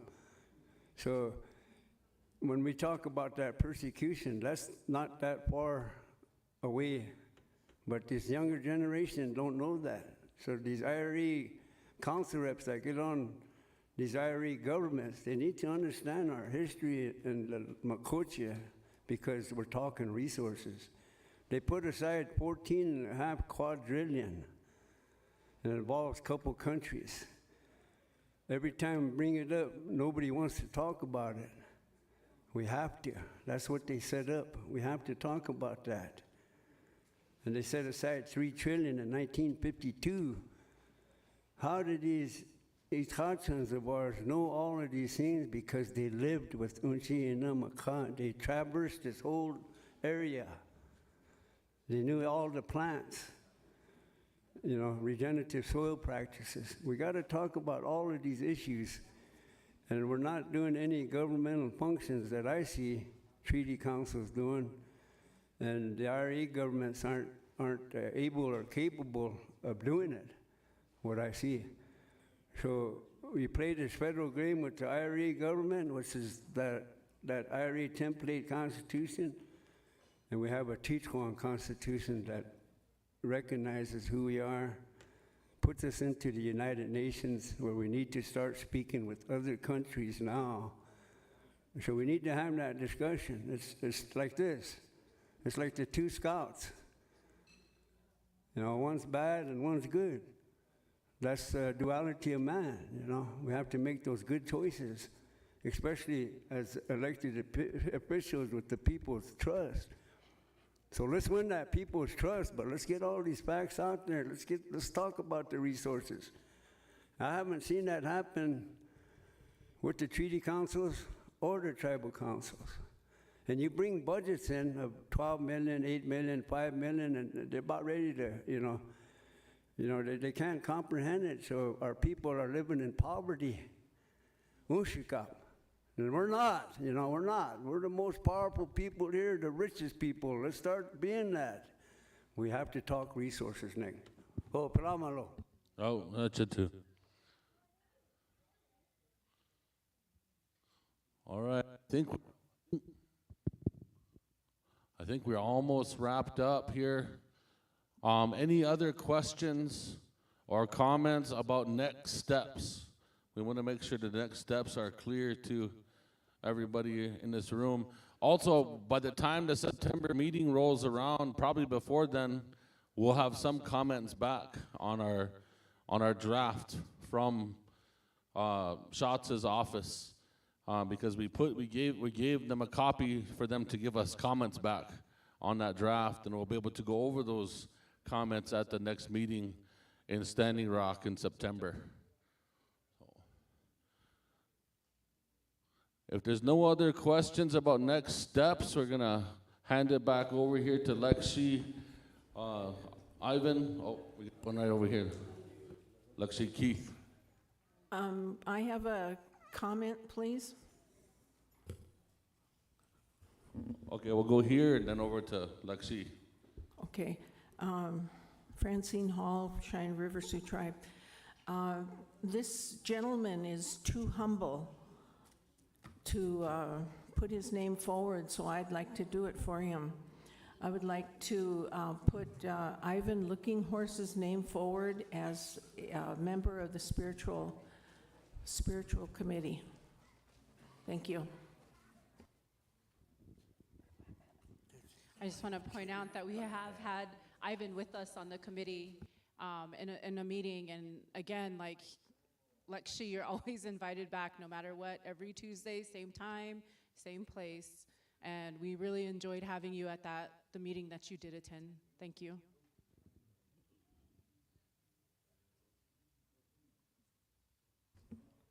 Can you hear me? All right. Yeah, I have a question, a friendly question. The things I was mentioning earlier real quick before we broke for lunch, the reason I mentioned that I was put on this legislative committee was because I have things that I feel are really important. And as an elder person, I think that makes it even more significant because I carry forward what is the points I think that came out of the last couple meetings, I believe. I heard some of the different elderlies that are not here right now. They made these points that were really important to them.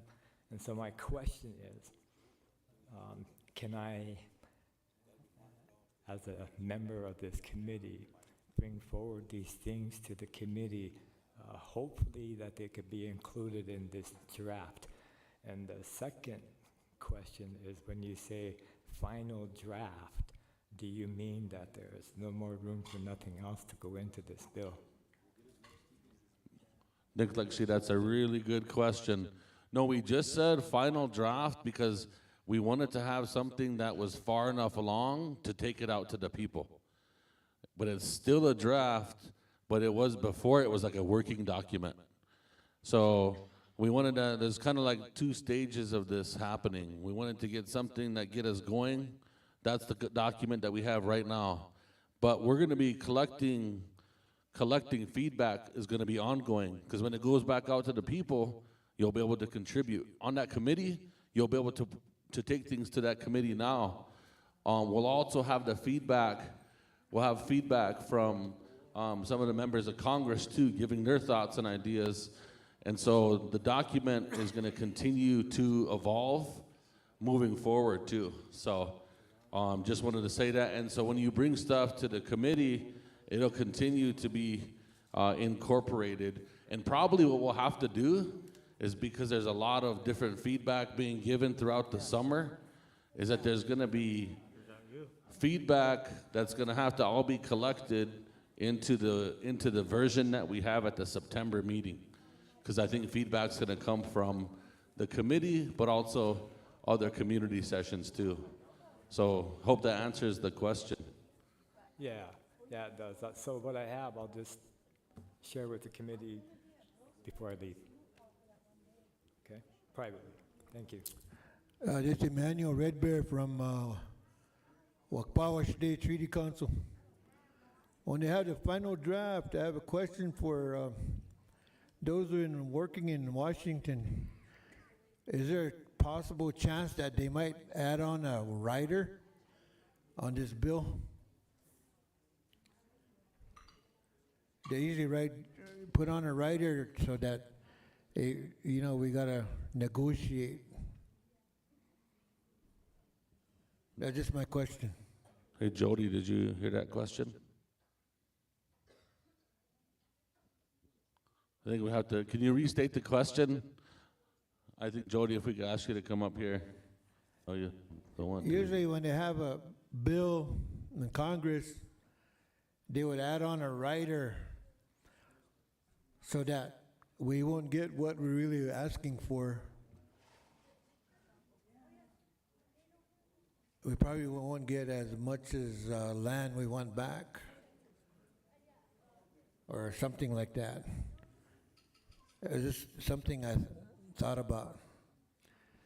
Is there a possibility that when this bill goes in that they could attach a rider to it?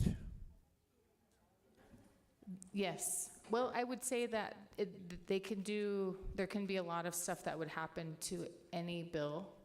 And usually when they're talking about getting a bill through Congress, then they're always in negotiation mode. So just because, and this is what I was trying to refer to earlier, is this final draft is the first cut at what there will be a lot of negotiations.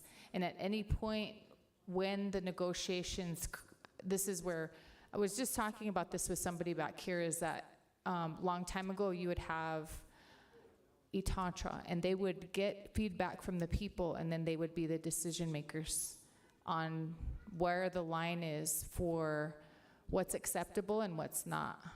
And so that's the case still today, but we have to get back to the idea that we can still push without saying the worst thing is going to happen before we even start. So at any point we can say that the Congress that we're dealing with is not favorable to what we want, and we can pull back and not have the bill go forward if it goes too far and we don't get the right kind of conditions that we want the land back in, if that helps. Atona anagop tanakap ki hele Emmanuel Red Bear machap. Natwe paha ekta tipis ka ekta yap ki hunters. Unchi mitha ki twe ithanchawa paha ekta labna maska lab the hunters. Twe ki lakhotya wogla kakta hecha kyap. No disrespect to the non-speakers, but my grandmother said, if anybody is going to Washington, D.C. to deal with these people, they must speak Lakota. That way they know that we're still alive in Indian country. Some people think that the Lakotas are no longer around. So we have to send people to show them that we're still here in South Dakota, speaking our language, living our culture. Is that possible that they could do that if we're going to negotiate on this bill?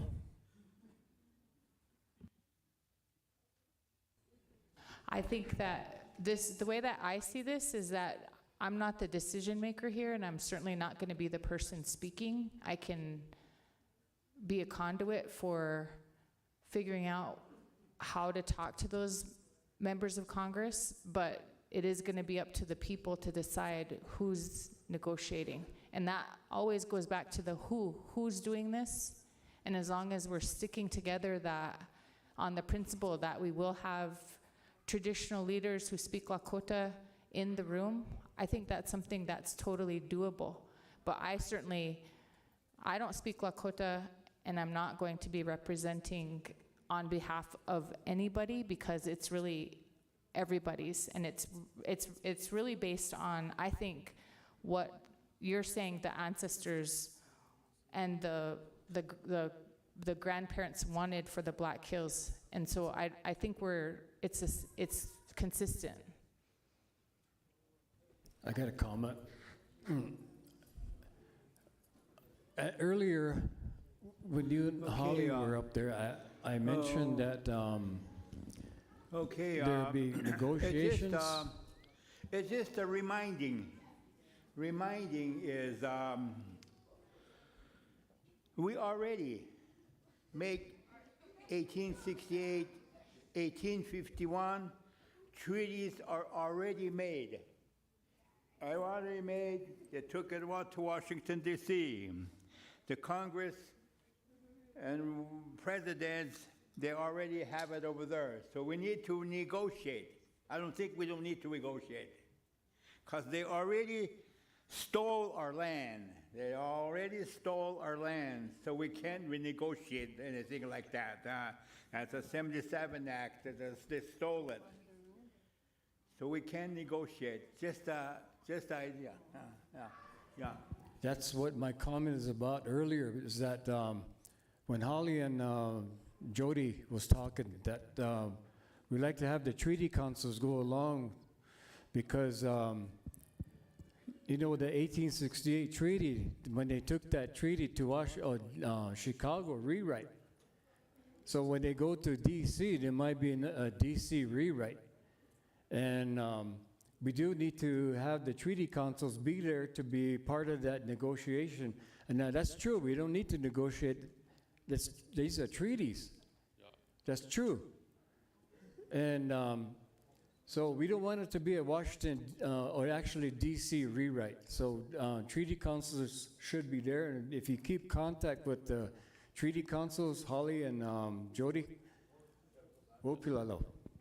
Yeah, let me clarify, especially for the folks that are listening to online. When we talked about putting together a negotiating team, that's made up of treaty council members and tribal government members. That the negotiating team who will be negotiating with the government about this act will be a negotiating team made up of treaty council members. To be clear, that negotiating team is to not negotiate the treaties. That's not the purpose of the negotiating team. The only purpose of the negotiating team is to negotiate the context of the the Sacred Black Hills Restoration Act. So just wanted to clarify that for folks online, because sometimes, you know, back and forth, they don't understand that. So, right on. That's what I'm talking about. They might take it over there and take that bill and rewrite it, DC rewrite, and that's why we need to have the treaty councils go along with the legislator committee. So I think that needs to be addressed. So with that, what Emmanuel was saying too is that there was a meeting that was held in D.C. and that came out that one of the tribal leaders couldn't speak Lakota, so they came back without any funds. True story. Another thing that I wanted to say, Emmanuel Red Bear, north of here, north of Newell, South Dakota, up in that Bison area, there's 17 federal range units that are being leased by ranchers. We went up there for cultural items. They call it the Slim Buttes area. The Battle of the American Horse. There's some federal land there too that we can ask for. That's a summer camp of the Lakota people. And that Slim Buttes area, the uranium mining has been done there. There's a Ludlow cave where there's picture glyphs of Lakota people. And there was 65 exposed bodies in that Ludlow area. I don't know what they did at that time because I could only go there 2 times because of the uranium. But we went there, and there was a lot of exposed bodies, bones. I worked with cultural preservation at that time, and seemed like that'd be part of the land that we could ask for too. Is those 17 federal range units. I don't know if anybody ever looked into it, but at that time I was working with the Defenders of Black Hills, Charmaine Whiteface and that crew. So somebody needs to check that out.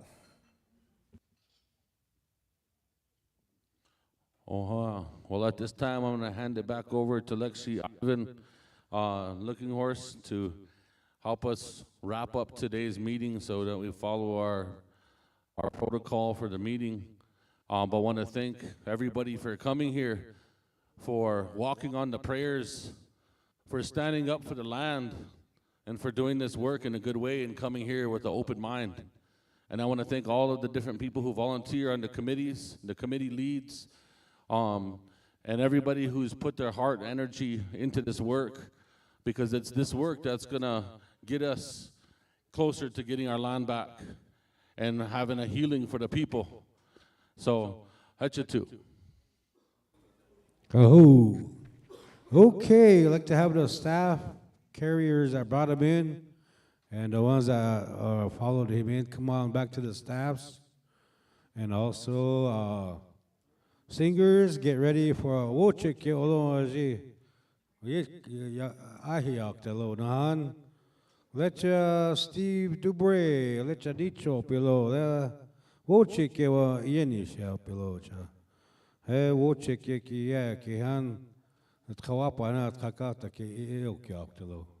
Okay, we're going to have the end of the meeting time. I'd like to give a big thank you for NDN Collective for putting on this year meeting here. So give them a round of applause. Ahoo.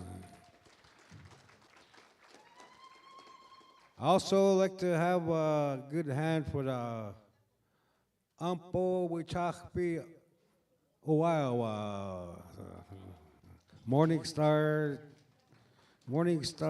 School. Thank you. And all the ones that came here today, welcome, and also have a safe travel back. And then, Oka, we'd like to get the staff carriers over here. Wochike Oloa Ahiapo, Creekside, 4 push-ups. Ahoo, now Steve Bray, let's ya uo. Oh, right behind.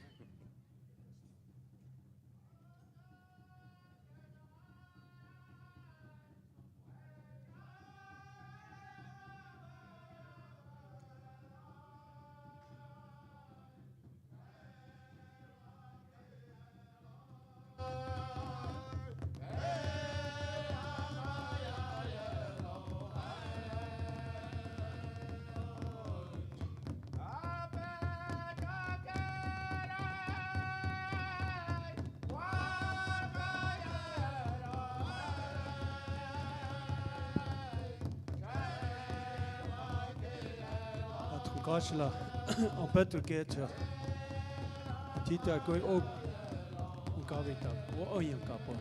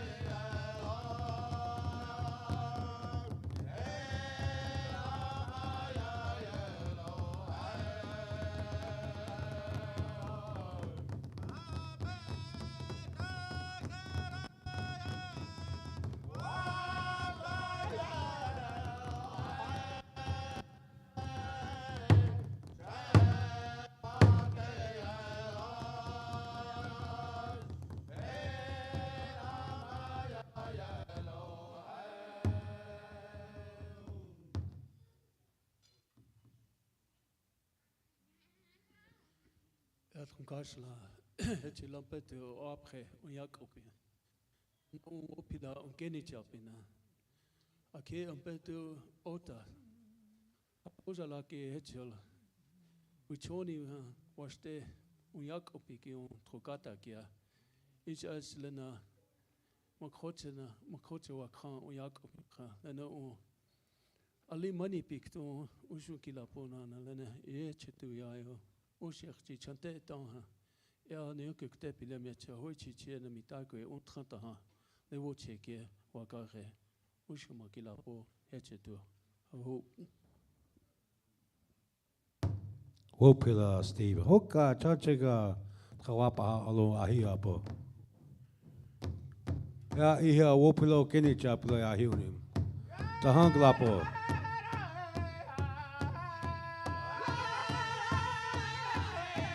Wait, whoa, okay.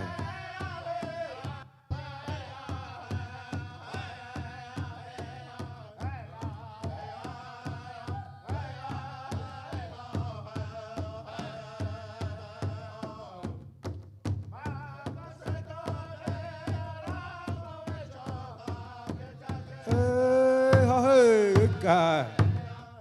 Ya wana tawapa ki wana. English ta polo leo better kita. What you cha wana English ta polo. Wopila lo.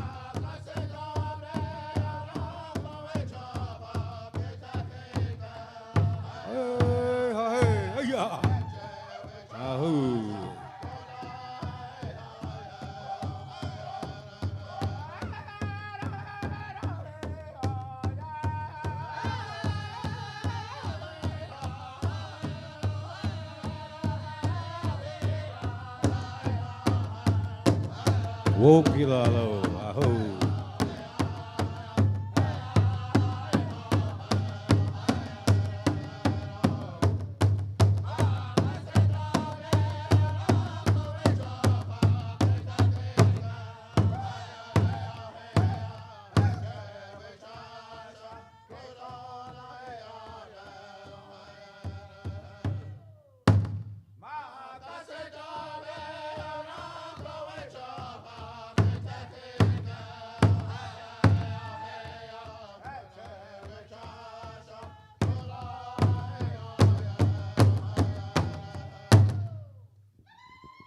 Whoa, Wopila lo. Wopila Creekside, Chanchaga. We'll see you at the next meeting and keep up the good work. Have a safe travel home. Aho, echitilo.